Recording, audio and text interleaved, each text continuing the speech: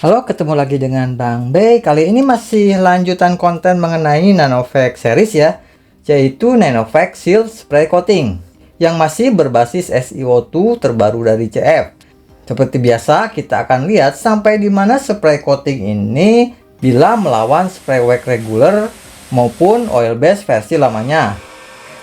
Karena setelah saya bermain-main dengan LSP ini cukup lama, di puluhan jam dan ratusan kali cuci, sepertinya spray coating Nanovac Shield ini punya kelas tersendiri ya. Kayak coba menciptakan pasar baru. Posisinya menurut saya masih di bawah Quad Mark Tar System, Carbon Flake atau Nanotech Ceramic Spray, tapi sedikit di atas Black Shield ataupun Graphene, mungkin kurang lebih mirip-mirip CMX. Karena si Nanovac Shield ini sedikit mengeraskan ya. Untuk level kekerasan lumayan lah ala kadarnya kayak CMX ya, kira-kira level kekerasannya 1-2H. Bingung soalnya nggak ada tolak ukur, nggak ada sertifikasi standar internasional buat level kekerasan. Jadi itu mah klaim yang punya merek aja, suka-suka mereka kasih level kekerasan. Soalnya banyak ya di luar sana yang ngaku-ngaku sampai 10H atau 12H lah, pas masuk medan pengujian hasilnya jauh di bawah rata-rata. Memalukan, jatuhnya lebih banyak scamnya. Oke, kembali ke topik. Untuk NV Shield yang akan diuji kali ini sudah punya kemasan yang lebih menarik ya dari line up regulernya punya CF. Selain botolnya nggak terlalu kayak OM, label dan keterangan produknya hingga cara pakainya pun tertera rapi seperti layaknya produk profesional. Pokoknya kalau soal kemasan, seri Nanovac sudah nggak malu-maluin lagi. Terus walaupun pakai kepala spray yang terlihat masih kayak OM, untungnya saya belum nemu macet ya sampai habis sekalipun. Kayaknya kepala spraynya sudah dikasih yang tahan kimia, dan tak lupa teman-teman dikasih kardus juga ya. Jadinya makin rapi deh pokoknya si NV Shield ini. Akan kita bandingkan sekalian perkenalan yaitu CF Rebus. Spray wax butter base ini walaupun kemasannya sederhana, tapi pengalaman saya main-main pakai produk ini termasuk durable ya, bisa kalahkan Graphene oil base selamanya. Menariknya si Rebus ini bisa dipakai di kondisi body basah kayak Turtle Wax Shield & Sun ataupun Meguiar HCW. Jadi cocok nanti ya kalau pas masuk musim hujan, karena tinggal spray dan blast aja pakai jet cleaner langsung hidup dah efek daun talas dan proteksinya. Sedangkan ada peserta terakhir yang mewakili oil base yaitu Graphene Spray Coating. Saya pakai merek tetangganya. Kenapa ini dipakai? Karena semprotannya sampai saat ini masih hidup ya, gak macet-macet setelah dipakai lama, setelah dipakai belasan kali sekalipun. Kalau merek lain cukup banyak ya, baru beberapa kali aja sudah tewas itu kepala spray. Oke, kita cukupkan saja dengan intronya. Kita langsung masuk ke eksperimen. Kita mulai dari cara penggunaannya dulu. Untuk dry application, di luar dugaan si NV Shield ini jauh lebih mudah ya, walaupun kondisi garasi hangat. Teman-teman seperti biasa wajib dikocok kuat dulu, kemudian spray secukupnya ke body ataupun ke lap. Terus ratakan per panel, biarkan beberapa menit tergantung humidity dan temperatur ruang kerja teman-teman. Baru kemudian di buffing sampai habis dan tidak terlihat smearing. Saya lihat sih si NV Shield ini jarang ketemu smearing ya, walaupun pakai lap murah belasan ribu. Karena si MX aja rada ribet pakainya, mana suka jadi ada bubuk-bubuk gelas gitu ya kalau dipakai di garasi yang terlalu hangat. Berbeda dengan si NV Shield ini yang termasuk mudah, cocok buat para pemula. Jauh-jauh lah dengan Carbon Flake versi awal yang kejar-kejaran sama suhu. Di runner up ada Graphene Oil merek tetangga yang emang termasuk oil base paling mudah sih dibandingkan kompetitornya. Cuma kadang bertingkah juga sih kalau panel mulai hangat. Tapi masih is okay lah, asal lapnya sih masih bagus aja. Terakhir ada si Rebus yang kalau dipakai di kondisi kering dengan suhu kerja dan kelembaban tinggi jadi rentan smearing banget. Agak ngeri-ngeri dikit kalau dipakai color polishing di black soft sticky pen. Tapi kalau MF teman-teman masih bagus dan relatif baru, kondisi ruang kerja adem, harusnya masalah ini bisa teratasi dengan mudah. Mending sebaiknya pasang pagi-pagi atau sore-sore aja biar bebas masalah. Atau bisa pakai wet application ya, yaitu spray kemudian langsung di blast dengan jet cleaner, kemudian keringkan body sekaligus buffing. Terus kita lihat efek licinnya atau slicknessnya. kita turunkan aplikator yang beratnya sama ini.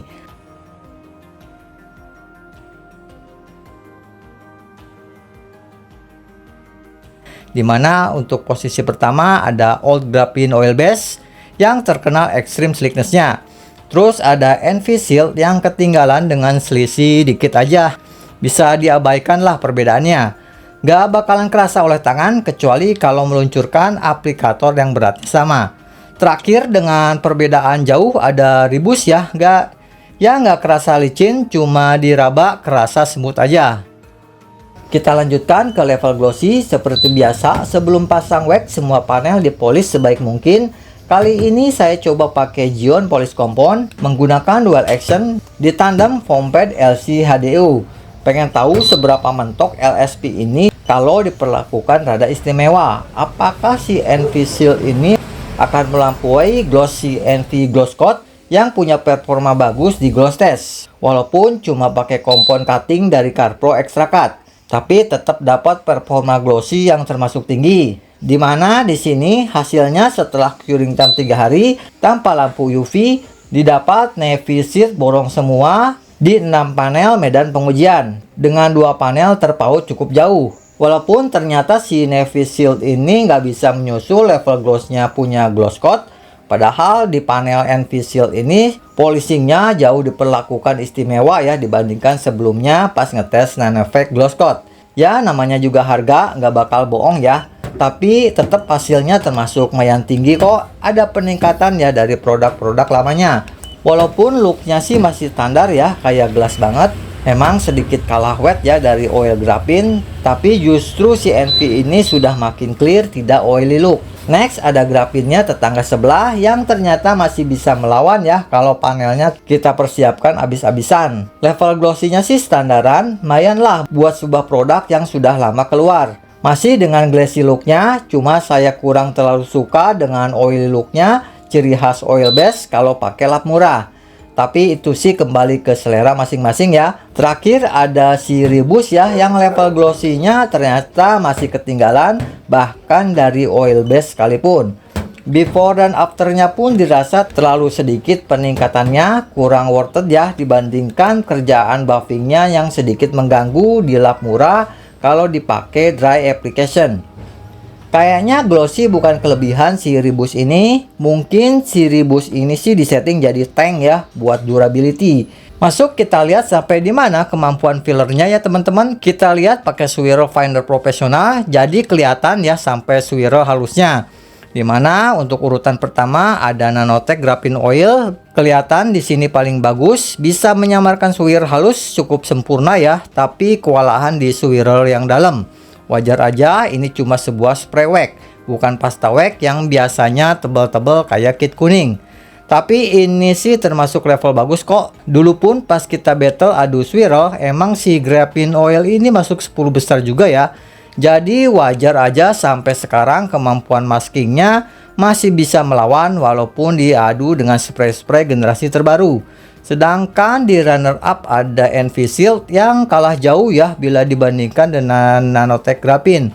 Sudah kuduga ini sih si NV Shield ini gak bakalan terlalu baik level fillernya. Karena kalau LSP yang punya level glossy-nya tinggi dan tajam biasanya gak bakalan bagus-bagus amat sih kemampuan masking swirlnya. Tapi cukuplah segini sih, tetap ada peningkatannya ya. Lumayan kelihatan kok before dan afternya. Apalagi kalau cuma dilihat mata doang. Terakhir ada CF Rebus yang bisa dibilang gak terlalu ngapa-ngapain, gak bakalan bisa bersaing ya dengan ketiganya. Yang ngarep masking swirl mending cari alternatif lainnya. Settingan Rebus ini lebih ke durability dan efek daun talasnya bila dibandingkan fitur masking ini. Sesuai namanya juga ya, Rebus. Jadi buat boost LSP yang sudah dipasang sebelumnya. Lanjut kita masuk ke pengujian efek daun talasnya.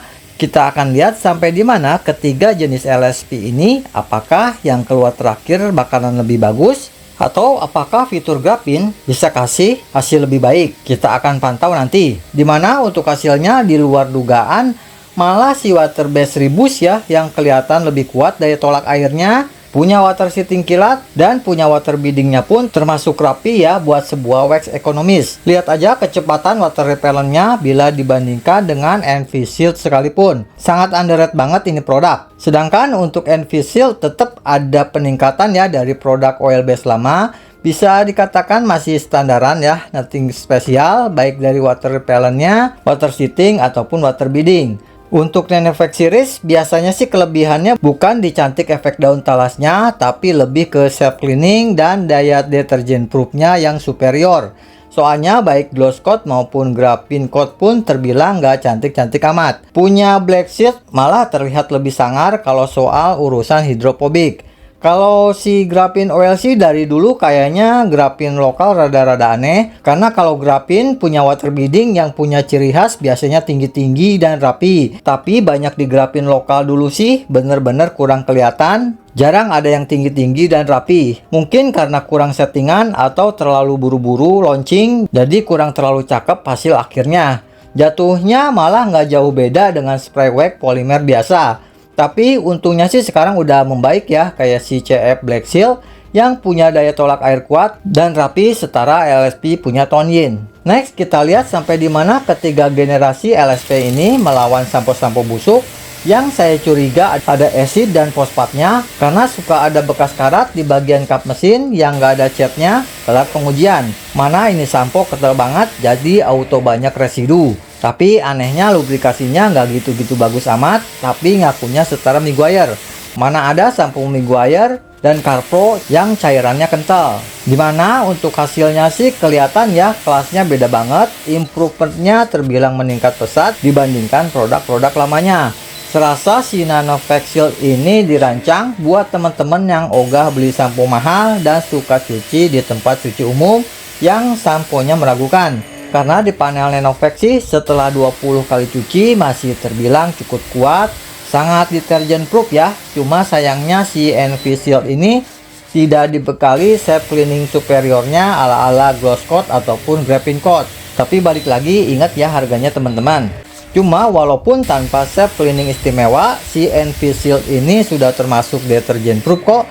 Sedangkan di posisi runner up dengan ketinggalan tidak terlalu jauh, ternyata di luar dugaan self cleaningnya sangat sangar loh buat harga segini.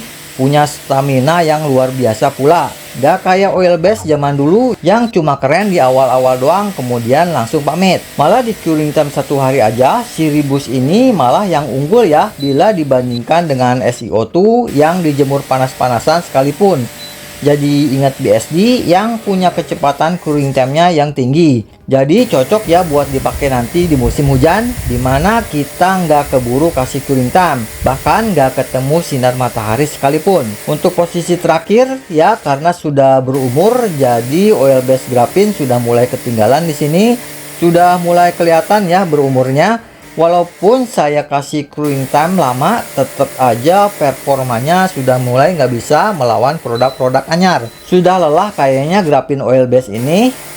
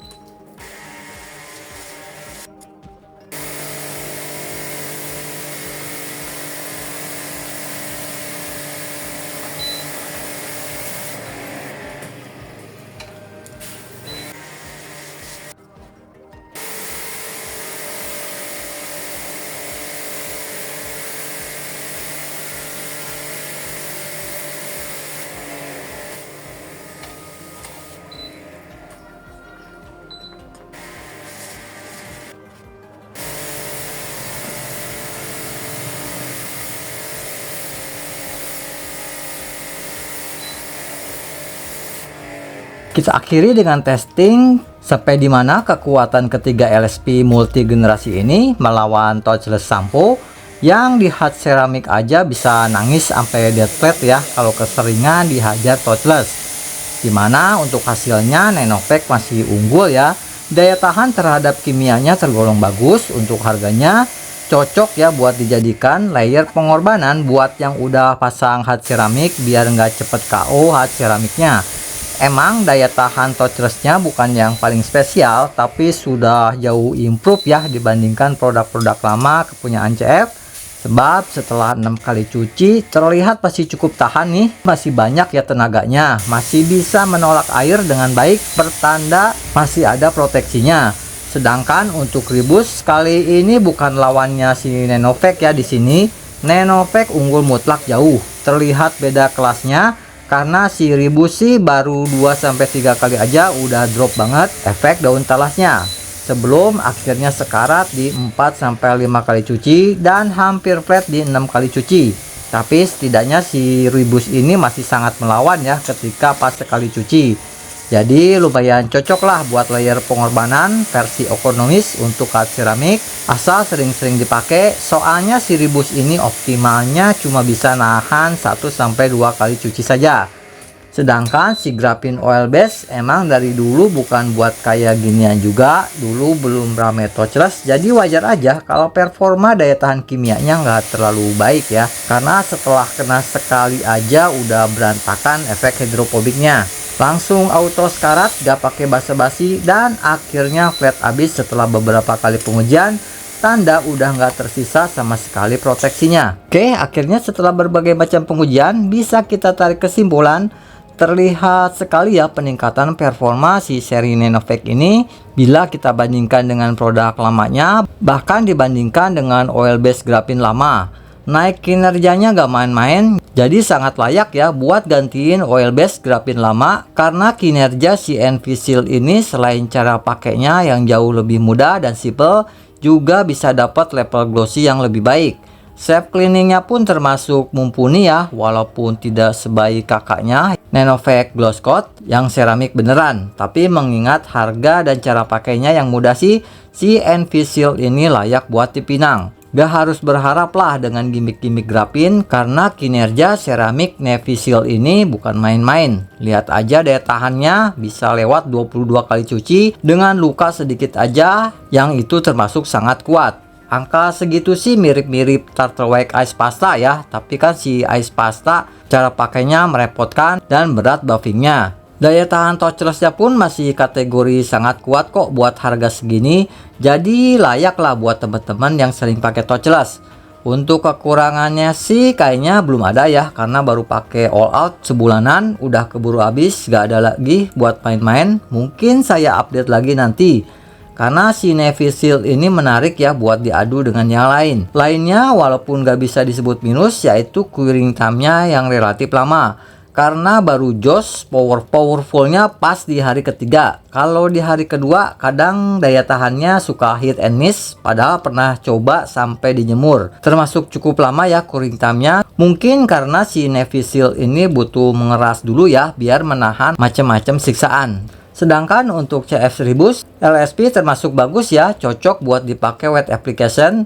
Bakalan super kepake nanti di musim hujan, dimana susah buat dapetin curing time-nya. Hampir secepat BSD, karena cukup curing time sehari aja, si Ribus ini udah dapat performa hampir maksimal. Bahkan bisa mengalahkan si durability Envisil 2 layer kalau diadu curing time 1 hari doang. Si Ribus ini selain super simple juga punya efek daun talas yang mengesankan di harga segini, ditambah shape cleaningnya sangar ya dengan stamina cukup panjang. Begitupun efek daun talasnya terlihat lebih kuat dan lebih kencang bila dibandingkan Envisil. Bahkan bisa dipakai hampir tanpa curing time sama sekali. Daya tahan deterjen proofnya sih jangan ditanya ya, di atas rata-rata buat sebuah wax murah. Karena cukup bisa mengikuti kinerja Envisil yang punya curing time 3 hari. Kalau di curing time sehari mah, Ribus malah bisa unggul di battle daya tahan kimia ataupun touchless. Tapi kalau Envisil udah dapat full curing time, baru dah Ribus gak bisa berbuat banyak melawan Envisil. Tapi walaupun begitu tetap lebih kuat loh bila dibandingkan dengan Graphene lama versi oil base. Kekurangannya paling level glossy-nya termasuk standar aja, kadang hit and miss ya, tergantung lap microfiber. Tapi masih wajar aja sih buat sebuah LSP tank kayak gini. Karena LSP tank punya turtle wake macam SNS dan Ice Pasta pun level glossy-nya termasuk biasa aja. Jadi wajar aja sih karena emang settingan si Rebus ini buat durability. Lainnya nggak kerasa slick aja kelar penggunaan, tapi menurut saya masih bisa diabaikan. Toh ngejar slick sih kena cuci sekali aja udah hilang. Yang penting si LSP ini sangat licin ya pas kena sapuan Wash-Smith, karena safe cleaningnya termasuk luar biasa. Fitur inilah yang jauh lebih penting daripada kerasa licin di tangan doang setelah penggunaan. Terus untuk old oil base, kayaknya sih saya nggak bisa komentar lebih banyak, karena mungkin udah cukup berumur juga ya. Tapi di masa lalu Nanotech ini menurut saya graphene oil base terbaik di antara semua kompetitor lokal lainnya. Soalnya dibuat dengan baik dan niat ya bikinnya, karena dari build quality-nya aja deh. Kemasannya masih the best di antara semua lokal sampai sekarang, walaupun desainnya terlalu mencontek merek luar, tapi build quality kemasannya luar biasa. Terus penggunaannya masih cukup mudah ya. Fillernya pun di luar dugaan masih termasuk bagus, masih bisa melawan dengan generasi wax sekarang. Jadi cocok ya buat yang nggak pernah dipoles. Slickness-nya pun bisa dikatakan istimewa. Sayangnya performa lainnya udah mulai terkejar, malah ada yang ketinggalan, jauh pula. Ditambah kebanyakan curing time-nya terlalu panjang ya, bisa di atas 3 hari biar bagus segala-galanya. Mana pas awal-awal suka terlihat terlalu oily look ya, kurang tajam warnanya. Ya wet look sih harusnya nggak gitu-gitu banget ya. Kayaknya sudah waktunya ya update formula besar-besaran. Oke, saya cukupkan sampai di sini dulu. Maafkan bila ada salah-salah kata. Sampai jumpa lagi di video pengujian berikutnya. Terima kasih.